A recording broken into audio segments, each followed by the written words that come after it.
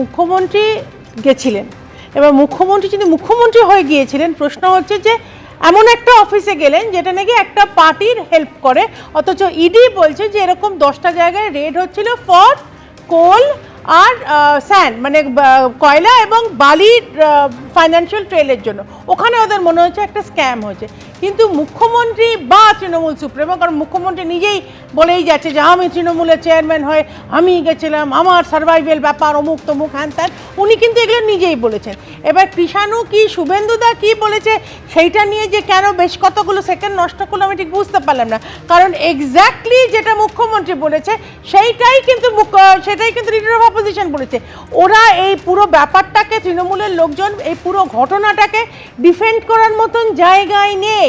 আমার প্রশ্ন দুটো, যদি ওখানে মুখ্যমন্ত্রী গিয়ে থাকে দেন ওয়াই একটা পার্টি একটা কোনো কর্পোরেট অফিসে যাবে যেখানে ইডি রেড করছে? আর যদি তৃণমূল, এইটার ব্যাখ্যা মুখ্যমন্ত্রী নিজেও দিয়েছেন। না না, আমার দুটো প্রশ্ন শতরূপাদি, এর ব্যাখ্যা মুখ্যমন্ত্রী নিজে দিয়েছেন, তিনি মুখ্যমন্ত্রী হিসেবে যাননি, তৃণমূলের চেয়ারপারসন হিসেবে গেছেন। দ্বিতীয় কথা শুনুন, দ্বিতীয় কথা, কেউ যদি গিয়েও থাকেন তাহলে তো একেবারে সিআরপিএফ পরিবৃত হয়ে এনফোর্সমেন্ট ডিরেক্টরেটের আধিকারিকেরা গেছিলেন, তারা কি করছিলেন? উত্তর দিচ্ছি আমি সেকেন্ড প্রশ্নটা, যেটা তুমি এক্স্যাক্টলি জিজ্ঞেস করলে, যদি তৃণমূল সুপ্রিমো হয়ে গিয়ে থাকে তাহলে কেন চিফ সেক্রেটারি, সিএমও এবং বিভিন্ন লোকজন অফিসের, সিএম এর অফিসের লোকজন গিয়ে পেছন আপনি এই প্রশ্নটা বলছেন না যে তাহলে সিআরপিএফ করছিলটা কি? এইটাকে আমি বলছি যে কোনো রকম অনুপ্রবেশ আটকানোর জন্য তো সিআরপিএফ রয়েছে, কি করছিল তারা? আমি উত্তর দিচ্ছি।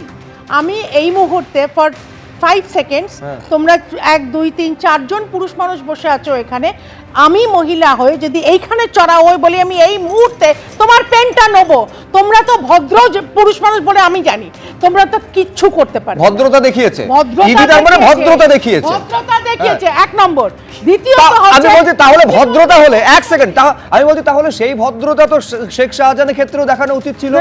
সেই ভদ্রতা যখন রাজীব কুমারের যখন জিজ্ঞাসাবাদ করতে গেছিল তখনও দেখানো উচিত ছিল। খুব ভালো কথা শুভ্র, তুমি এক্সিলেন্ট উত্তর দিয়েছো। তার মানে এইটাই বোঝা যাচ্ছে একটা তদন্ত করতে গিয়ে একজন যাচ্ছেন এবং সেটা ছিনিয়ে আনছেন বলে ইডির অভিযোগ, সেখানে ভদ্রতা দেখাচ্ছে ইডি, এবং তারপরে সকাল সকাল সুপ্রিম কোর্টে দৌড়ানোর কোনো যুক্তি থাকে না। আমি উত্তরটা দিই, তুমি একদম এবিপি আনন্দ র্যাঙ্কার হয়ে, এবিপি আনন্দর হয়ে, পশ্চিমবঙ্গ মানুষের হয়ে একদম একটা লাইনে উত্তর দিয়ে দিয়েছো যে শেখ শাহজাহান এবং মুখ্যমন্ত্রীর মধ্যে কোনো তফাৎ নেই। পশ্চিমবঙ্গ মানুষের এইটাই পারসেপশন, সেই জন্য ডেফিনেটলি ইডি যদি সেইটাই ভাবতো, মানে ইডি শেখ শাহজাহানের কেস থেকে কোনো শিক্ষা নেয়নি, কিছুই শেখেনি। দ্রুত কৃষ্ণ মিত্র, বাকিদের কাছে প্লিজ আমাকে আমার কথাটা শেষ করতে দাও। ইডি যদি রাজনৈতিক আমাকে বলেছে আরে তুমি, আমিও তো শেষ করতে পারিনি, আরে বলেছি, আচ্ছা শুনে না, আমার কথার উত্তর শেষ করতে হবে। এখন হচ্ছে যদি ইডির কাজ যদি রাজনৈতিক দলের হয়ে দালালি করার হয়, আমরা সেই দালালি আটকাবো, আমরা রাজনৈতিক দলে আটকাবো, আমরা কংগ্রেস বা অন্যান্য দলের মতো ইডির সামনে মুখ বন্ধ আটকাইনি। শুনে না, কে আটকাচ্ছে কাকে? আরে কে সভ্যতা, আমি বলছি এক্ষুনি।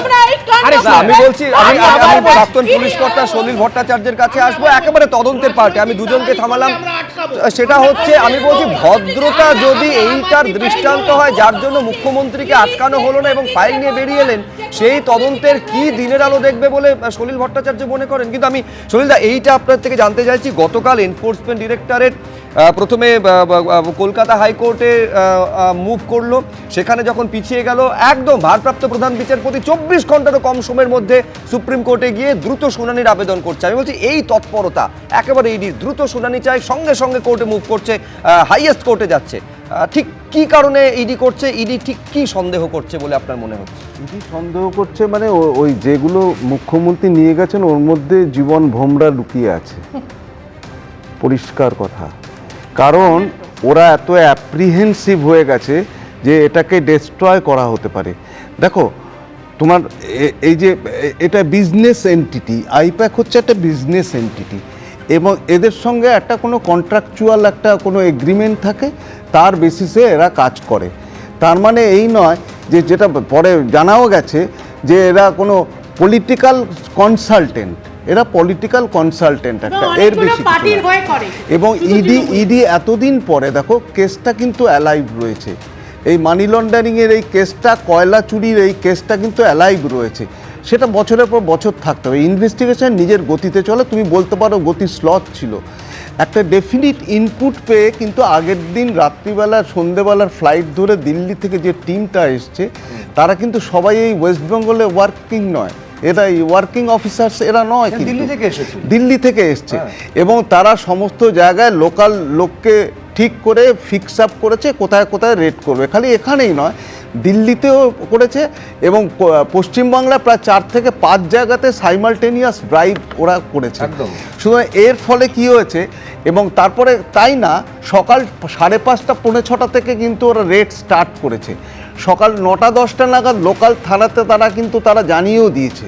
তোমার এটা কোনো বাধ্যবাধকতা নেই যে আমি যখন কোনো রেড করব, কোনো ইনভেস্টিগেটিং এজেন্সি রেড করবে, লোকাল পুলিশ স্টেশনকে যাওয়ার আগে আমাকে জানাতে হবে, তার কোনো বাধ্যবাধকতা নেই। আমি during the course of red, after the red আমি একটা ইন্টিমেশন আমি দিতেই পারি, এবং সেটাই করেছিল। কিন্তু যেটা ওদের ভুল হয়েছে, প্রফেশনাল মিসম্যাচ হয়েছে।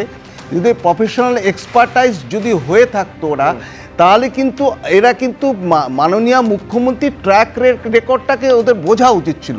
দেখো তুমি এই ববি হাকিমকে ইডি যখন ধরা হলো, ডাকা হলো বা ধরা হলো, অ্যারেস্ট করা হলো, সেখানে উনি চলে গেলেন, ওখানে চলে গেলেন। আমি বলছি নাম্বার অফ প্রেসিডেন্সেস থাকা সত্ত্বেও কোন রকম বাড়তি তৎপরতা বা শিক্ষা ইডি নিয়েছে বলে মনে হলো না। খালি আমি বলছি সলিলদা বলে নিন, সলিলদা বলে নিন। এবং এরা যারা বাইরে গার্ড ছিল, তারা কিন্তু প্রপারলি ব্রিফড হয়নি। তাদের কিন্তু প্রপারলি ব্রিফ করা উচিত ছিল, এবং পুরো যেখানে ইনভেস্টিগেশনটা হচ্ছিল পুরো জায়গাটা গার্ড করে দিয়ে ওরা যদি সমানে একদম মানে করিডর করে যদি রাখতো, কর্ডন করে রাখতো, এবং বলতেন যে যেই আসুক আমরা ঢুকতে দেবো না। কিন্তু যখন উনি ঢুকে গেলেন ইডি অফিসারদের কাছে, ওখানে বাধা দেওয়া মানে কি অনেক রকম ঘটনা ঘটতে পারতো। মানে যদি ওনার গায়ে আমার একটা কিন্তু touch একেবারে- লাগতো, আমি বলছি, সেই একই প্রশ্ন আমার রয়ে গেল, তাহলে সিআরপিএফ ওই 7 নম্বর লর্ডন স্ট্রিটে করছিলটা কি? মুখ্যমন্ত্রী সেখান থেকে বেরিয়ে বললেন এবার আমি যাচ্ছি সল্ট লেকে সেক্টর 5-এ আইপ্যাকের অফিসে, জানিয়ে গেলেন। তারপরেও দেখা যাচ্ছে যে মুখ্যমন্ত্রী যারা নিরাপত্তা কর্মীরা ছিলেন, তারা একেবারে দিস্তে নথি কাগজপত্র বের করে নিয়ে আসছেন। একই প্রশ্ন, তারপরেও তাহলে সেখানে সিআরপিএফ আধিকারিকরা করছিলটা কি? এবিপি আনন্দ, এগিয়ে থাকে, এগিয়ে রাখে।